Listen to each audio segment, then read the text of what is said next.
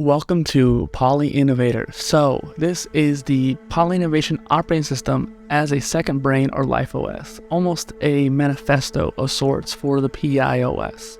This content creation, modular degree, overarching system I've created for myself really comes down to how I want to leave an impact in my life for other people to use, but also how I can create content and learn and live my life. Now, these are my thoughts, ideas, plans, tools, and evolution of it all. What is this meant for? Well, it is to organize your life, your thoughts and notes, and the various inputs and outputs, and so much more. Now, this post that goes along with this video and Polycast, I will be kind of reading off of it a little bit, but for the most part, I also will be adding on to it. So this video is different than the actual post partially. So I'll touch on how I made this in Notion, but it's mainly going to be in the context of Obsidian where I've moved to at this point. It is more than a second brain. It is more than a life OS. It is the culmination of all those methodologies and the advancement of technology. So something I wanted to do in Notion, but could never really get around to it, was implementing an AI. Now Notion has an AI and you could definitely use that, but it isn't going to necessarily read all your content. It isn't going to read all the different stuff and synergize what those stuff can do together, like you can do in Obsidian with some of the plugins. Now, I'll get to that later. How does the PIOS scale work? This is a system I created and with the intention of going beyond just the macro and micro, right? You have the big picture and little picture. That's great. That's two different layers. You might have one in between or maybe one at the end for archives and resources. So if you think of the para method, for example. However, I realized you definitely need to scale it up. You have the yearly, quarterly, monthly, weekly, daily, and hourly scale.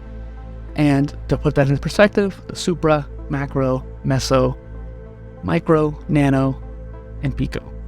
That's more of a scientific scale to use for like biology, for example, but I saw it and I thought it fit perfectly with this whole idea of how I wanted to scale what I call my poly brain. Now, I know I add poly to everything, but the poly brain really does actually make sense here. There's many different aspects to how this system works.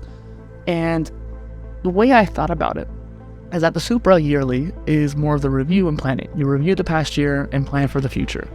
That honestly makes a lot of sense. Let's move on to the quarterly. The macro quarterly is where my system differentiates from a lot of other ones. I implement my 4 pillars philosophy as well as an ikigai alignment.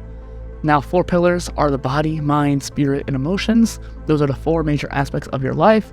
And so everything you do should go towards one of those areas in your life. Now, an ikigai is your reason for being. Why do you get up in the morning? Why do you do the things you do? It could be your vocation, your profession, your passion, or mission. Your ikigai is the combination of all 4.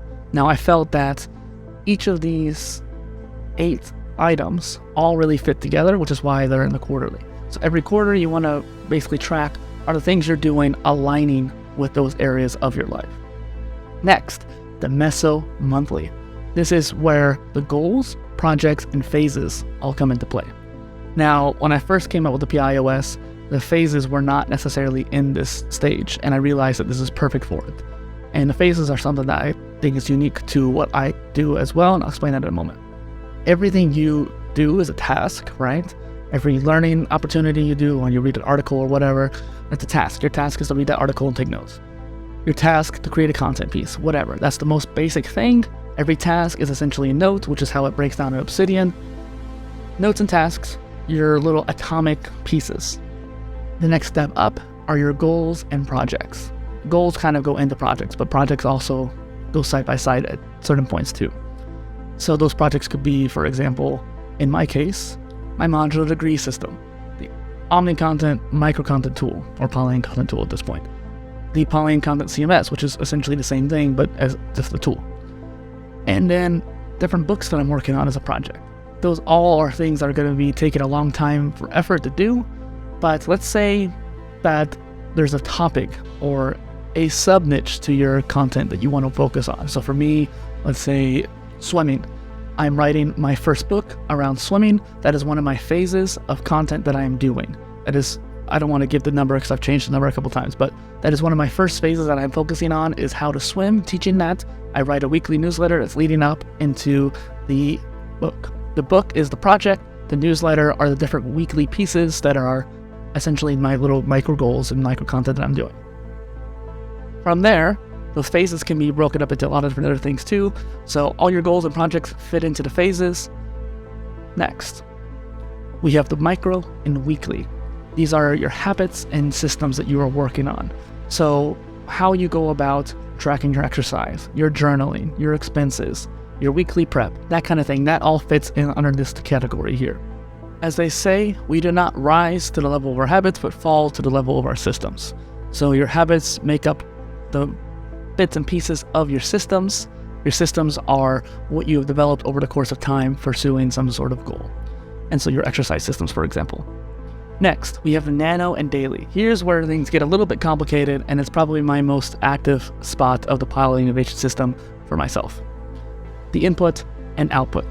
The input, for example, are the modular degree system and the resonance inbox, which is an idea I coined from someone else, but just essentially your inbox. So I even use, just as a side point, an RSS feed plugin to add into the feed. I actually took all of my favorite bookmarks and resonance inbox from Notion and opened them all up into new tabs, got all the links to these different articles, and then added them to my Obsidian, which in that process scrapes the text off so I can have a copy of it. Because there's been so many times where I've gone back to an old blog post that I wanted to read and it was gone. The website was down. And so by having your own copy, not only can you make sure you have it, you can archive it, but on top of that, you can make sure that it can link to all the different stuff that's in your system already. So you start tagging it and it starts linking to your other content that you make as well. Speaking of which, it goes into your output. Your personal brand and content, that is one of your output. I definitely suggest many people should make some sort of presence online. Everything you do in life, you have a reputation. That reputation is your personal brand. It's just a different word for it. And so your content is your public-facing stuff that you are creating. The private thing of your bullet journal and notebook, the notes that you take. In fact, ever since moving to Obsidian, I've taken daily notes for the past week and a half, which is something that I could not say for Notion. I took maybe a half a dozen notes in Notion after 4 years. That's the big difference between the two and one of the reasons why I moved over. Lastly, we have our Pico and hourly. These are your tasks and time blocking. This is where your tasks can end up when it comes to different plugins in Obsidian, but also your time blocking. How are you managing your time? And this is something, as someone who is multidisciplinary, is a very, very important aspect to our system. How do we manage our time? And if you're neurodivergent, this is an important spot as well. So that is the system in a nutshell. And what I did include on the blog post that I kind of want to touch on here real quick is a previous idea of what the system looked like, because perhaps for you, you may want to switch around one of the things. I don't think that you should, because the system is refined at this point. I have worked on how it flows, and I think the flow that it currently has is the best, but sometimes you might want to think differently for yourself. So the super yearly, right? Yearly was the LifeOS second brain. That's where essentially the big mother brain aspect came into play. The quarterly was design your future. You're thinking more ahead. The monthly was more input and growth. So that's what you're learning every month. The weekly was organize the present. So that's kind of preparing for the week. The daily was your output, your self-branding, networking, reputation. So networking is a part that I kind of left out when it came to the newer version of it. And then the hourly is the day-to-day stuff. But that doesn't really make sense because daily is day-to-day. So this system wasn't really ideal in that previous state, but I wanted to give you the idea of how like the input and output were separate on the monthly and daily instead of being on the same level as they are now. That kind of thinking, I think, will allow you to make your own poly brain or your own second brain, whatever you want to call it, in your own style. That is what's key, is making your own style. But why did I move to Obsidian? So Obsidian was a tool I tried out, I didn't really care for it, and then I put it off to the side. And actually Notion was the exact same way. Or when I first went to Notion, I tried messing with the database, and mind you, I had just come from like ClickUp and other more advanced database tools, and I didn't realize in Notion that you had to make it full width, you had to make it more intricate when it came to different columns, you had to really edit it to get it ready. And so I just saw this simple little mini database in the middle of the screen that wasn't full width and that kind of thing, and I thought this was stupid. I actually deleted my account altogether. Eventually, when I saw some videos on it and I saw what could be capable of those databases, I went back, played around with it, realized I could expand those databases way better, and that's what got me hooked on Notion. So I spent the last 4 years in that system, and every day I open up Notion. Notion's open up right now for this blog post and video that I'm making, because that's still how I'm tracking my content. And I'll get to that in a moment as to why I'm not fully moved over to Obsidian yet. However, when it comes to Obsidian, the reason why I came back to it was actually because of LogSeq. It's a different tool, similar to Obsidian, where it's a free version of Roam Research, essentially. So is Obsidian in a way. They're all alternatives to each other. However, LogSeq had this cluttered feeling. When I first went onto the screen, I didn't like how everything was just there in your face. And as someone who likes having a lot of things in my face when it comes to this kind of technology, I didn't like the way it was laid out. And the plugins weren't quite there. And on top of that too, it felt very overwhelming. So I deleted that and thought to myself, well, Obsidian is kind of similar. Maybe I should try that out. And the reason why I was actually in LogSeq in the first place was because I found a post that allows you to use ChatGPT or just OpenAI's system in general with LogSeq. And so it could basically take all your data and integrate it with the AI and teach the AI your own stuff. And I thought this would be the perfect way of producing your own Jarvis, if you will, and that kind of AI assistant in Iron Man, for those who are unaware. And I really wanted to have that kind of assistant, that kind of style of interaction with my computer. However, LogSeq didn't do the trick for me. Obsidian came to mind. I installed it again, realized the minimalist aspect of Obsidian really clicked with me, and then I started looking at the plugins. Now, I have a habit of being very holistic. I want to see every single thing that is available, and so I will go through the entire plugin directory. One person actually called me hyperbolic when I said something like that, when the truth is actually the opposite, where I actually did go through every single thing in the WordPress directory at that time, was what the example was. But in the plugin directory, I found so many different tools that I could use to integrate into Obsidian, different things like auto glossary or the full calendar and stuff like that. And I started expanding my system, and I started realizing there's a lot to this that I didn't even imagine before, allowing me to link together all these different things. Now you have tags, you have different regular links, and then you even have the context as well, depending on what plugin you have. So there's different ways of linking this all together, and I'm still trying to figure out which ways I want to go about it, but I definitely think tags are going to be a big part. And I actually take a more folder structure approach, whereas some people go more freeform. They have only like 3 folders instead of my 18 that I have. And in doing so, it allows the neural brain to kind of connect a lot more because it's just using tags. However, I think the system's going to be way more intricate if you have all 3. One thing I didn't like about Notion was that every time I used the web clipper to bring stuff into my inbox, it was supposed to clip the article and save it on there. However, it just never really did that. It only did it about 10% of the time, 20% of the time, and that's not good enough. I wanted to have a copy of these blog posts so that way if it ever leaves again, I could have that copy. Since it never really worked, I still clip things from time to time. I even did today and yesterday when I was looking at new tools. However, this isn't necessarily helpful when it comes to making content out of articles or applying to an article with your own article, that kind of thing, and having that discourse among a community. So I found the Read It Later plugin, and I think I actually found it twice. The first time it didn't really click to me, and then when I finally used it, I realized with a little keyboard shortcut, you could just cut a link from your web browser, go into Obsidian, press Alt-A, which is the hotkey that I set up for it, and it automatically adds it to your inbox where you dedicated a spot for it. You definitely want to choose a good folder before having all the stuff added to it. And so I had to go manually. I couldn't just migrate my Notion database into here. I had to go through it manually and start going through each of these tabs. And this was the most optimal way, because then every time I went to a new link, I could add it to my Obsidian, and every time I added it to my Obsidian, it scraped the text off of it. And sometimes YouTube's too, would embed the YouTube video built into it. And I'm trying to find a way to transcribe those videos as well, so that way I can have a transcription underneath it as well that I can work on. And by having all this information in my system, this may not be my content, but it's related to the stuff I want to learn. It's related to the content I'm going to be creating. I have tons of ideas out there, and by having this in my system, it can link to my content ideas, And then I'll have a much better journey, which is also a plugin, to map out my content ideas. All these different articles can lead into a new piece of content. I can link to those articles from that content, and it'll just have a much better result and the outcome. Next is this idea of periodic notes. So the daily notes plugin that's built into Obsidian is good, but it only works for daily. And the whole point of the PIOS is to scale it up. You have the yearly, the quarterly, the monthly, the weekly, the daily. And the periodic notes allows you to make those kinds of notes. Sadly, I don't think it gives you an easy way to do it. Like the daily notes has a button on the side that allows you to click it and make the daily note. But the weekly, you have to go to the calendar, and it counts the weeks on the side. You can click the week, and then boom, you have the weekly note. You can plan on Sundays, which I still haven't got around to doing a weekly note yet, because I need to figure out how I want to structure that. But then when it comes to the monthly or quarterly or even yearly, it doesn't have any space for it. If you click the year or the month, it doesn't actually create that note, which is frustrating. So maybe the periodic notes plugin could be upgraded, but I digress.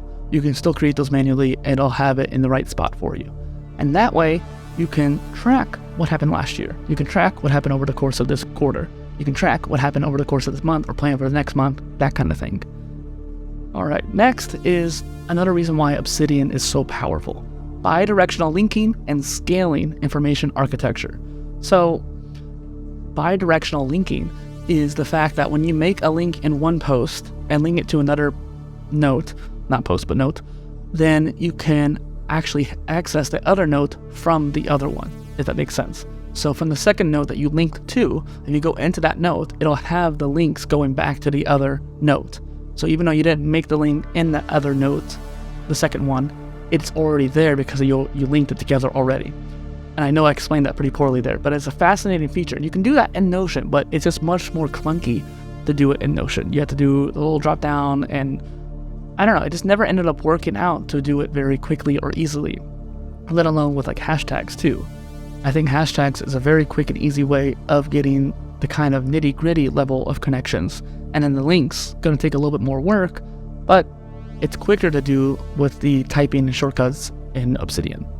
Not to mention there are some plugins that kind of make it a little bit easier. There's actually one plugin that allows you to use ChatGPT to auto-classify, I think that's what it's called actually, auto-classifier, in Obsidian. Now this is important because when you make these links together, it starts to bridge these different nodes together, and you can see the picture on the blog post portion of this video and podcast. Whenever you make these links, that's what starts to bridge together all these different nodes. And when you want to make the journey of connecting a lot of disparate ideas into a new piece of content or idea that you're writing down, it's those connections, it's that weird journey that you're making through these links that will help you do that.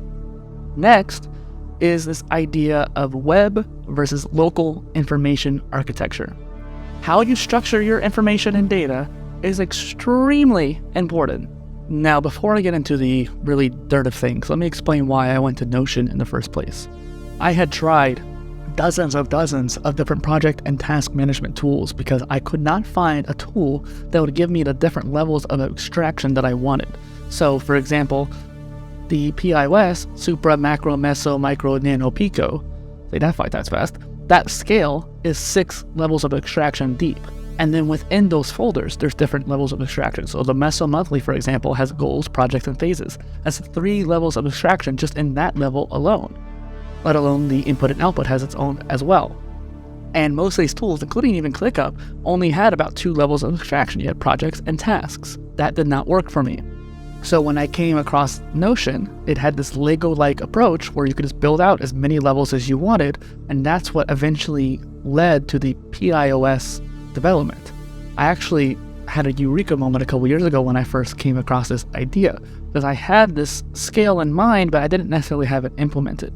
This helped structure all my information that I wanted to create, and so in Notion, I started filling out all of my different content ideas and linking things together. The one thing I did not like in Notion was that I had a master task database, I had my modular degree input learning database, and then I had my content production ecosystem database. All 3 of these were important, and they were not able to be merged together. They were too contextual to what they were supposed to be for. Problem was, they needed to be together in order to have a unique task list together. that database for tasks could not link to the other ones very effectively. Yes, you could do a relation, but the relations didn't really work in that case. However, in Obsidian, all tasks, no matter where they're from, all centralize into one place, and so that solves that issue. The next issue I came across was this issue of local versus online content and things that you needed to implement into your different ideas. So, for example, every blog post I made had a certain section of my content database dedicated for it, so I listed out all the different ideas and stuff I had made in the past. I actually went back and retroactively added all of my old blog posts to the database so I could have tracking of each of my posts, and that was great, but all of the different data, like the thumbnails and stuff I wanted to add to it, and I guess it's more prudent for the videos, for example, so all the video files when I made the video, and then the final output, and then the thumbnails, and then maybe audio for podcasts and interviews, all those files were stored on my computer, and I had to create a folder structure for that system. However, it was not connected to my Notion in any way, so I had to basically create two different systems that didn't relate to each other at all. In fact, I even had a spot in my Notion database for thumbnails, so I'd have to actually add it to upload the thumbnails onto that database, and it's an extra step. I didn't actually even do it that much because it was such an annoying process, and that was so frustrating, have two different places to have to work from every single time. However, you could probably see where this is going. In Obsidian, those two different disparate structures become one. So my folder structure in the PolyBrain allows me to create this new unified structure. All of my videos and audio files and images and even the CSVs, whatever items and file extensions I need, are all within the folders of each content piece. So every video, every blog post, they were going to have folders for themselves anyways, but now they could all lay in the same place. Now, I did have this kind of habit of just making a done folder within the folder and then just dumping everything into the done folder. So now it's kind of disorganized in that regard, but I can go back and redo it when I add all the content to the system. Quick tea break. Now, another image that's in the blog post that I really want you to see is this image of my 3D graph. The first image was the 2D graph that's built into Obsidian, but I quickly downloaded a 3D graph plugin and it was amazing. It basically takes all the different nodes that you had already seen in that 2D graph and make it 3D, and it essentially looks like a circular brain. And it's these note neurons, if you will, that I think really fascinate me. Right now, my notes and my system are very untagged and unclassified. I haven't really gone through and tagged everything yet. I've been trying to. So for example, all the creatures in my Phasivos game that I'm making, that are all tagged as the game, and then what type they are, that kind of thing, or linked to the type. And so that way I can start linking that together. However, my content's still not in there. Most of the articles are untagged at this point, and so the brain seems a little bit empty. But you can see the little sparks in the middle and off to the side of where these links are starting to build. And once I start adding the links to my content and adding the links to the articles that I downloaded and adding the links to all the different aspects of the system itself and start putting them all together, you'll see the neurons start to fire, if you will. So the one thing I want to mention is that you're viewing it as an actual brain. Every time I see people talk about second brains, they never really get into this concept of how it actually is a brain, how it's really interconnected. They just kind of see it as the para method, input and output, get things done, that kind of thing. And Tiago Forte does a great job at visualizing it with words and sometimes with images, but it doesn't really do it justice until you see it in a 3D model. I think this is revolutionary because you can see how your ideas and how your brain is essentially laid out. It gives you perspective. Speaking of brain, there is a section of the blog post where I speak of different plugins that I thought would help build out the brain. Now, some of them that I thought would help build out actually do better at just linking together different links, and it helps you, like the Journey plugin, helps you find a flow between different pages and notes. That's great, but that's only after they're already linked. So things like Strange New Worlds or Crossbow, Note Linker, that kind of thing, those all come together, but only after you already linked everything and do tags. I think they'll be really helpful. And in addition to our next section here, which is implementing AI to make your PolyBrain more interactable. Now, I'm not even talking about to flesh out ideas, because ChatGPT helped me out with that in January, but it's more about training the AI on your Vault, your personal stuff, and even the stuff that you're collecting as well. It's increasing the capacity to make connections for you. There are some plugins that actually do it for you, like I said about those brain plugins, but actually doing it for you, which is what I thought they would do. Now, I curated a list of plugins that I found for AI, and I don't think they all are on that list, but definitely check out the blog post to see it. The top 3 that I'll share in this video here is Obsidian Copilot, ChatGPT-MD, and then the Whisper plugin. Now, the last one I think is the most important in this case, despite the fact the other 2 are very powerful. The Whisper plugin allows you to speak to your Vault, and I think that's where things start to get really interesting when it comes to building out your own Jarvis-like assistant. Now, I'm reaching the end of this post, this video, this polycast, and I really wanted to expel this idea that you are creating this system here, but you don't necessarily have to create it from scratch. That's why I created this PIOS. You can just copy the template, and I'll make the template available for download when it comes to Obsidian down the line. But for the most part, I wanted to share this idea. The public template for Notion's already available on my pin site page. You can find it on my website up top, but the Obsidian template's not really made just yet. I'm still working it out and moving everything over. I still haven't figured out a way to move over my content database. I got the modular degree in. I got the various little small databases that I built out. I have all my game projects. I have the actual PIOS system itself moved over. The one thing I wasn't able to get done was, well, first off, I haven't moved all my contacts yet, but I wonder if contacts will be a good idea or not, considering the fact of privacy. And Notion at least has some security in that regard. However, when it comes to the content database, it needs a database. It needs something big to help organize it. I can't do it with the Kanban board. I can't do it with basic tables. It has to be a database, or it has to be something big like that that I can maneuver and work around with. However, I haven't found out a template or a plugin that will do that yet, and so I'm still working on that, and I'll let you guys know. I might even update the post once I figure it out. However, at the moment, I'm happy. I'm moving over. If I have to just use Notion for my resonance inbox clipping and the content production, and honestly the clipping I could probably move over to Obsidian anyways, then that's okay. I don't mind using it just for that just for the content at this point. That is okay. However, I want you to see the power of connecting it together, and I don't think it's going to fully be capable until I add my content to it.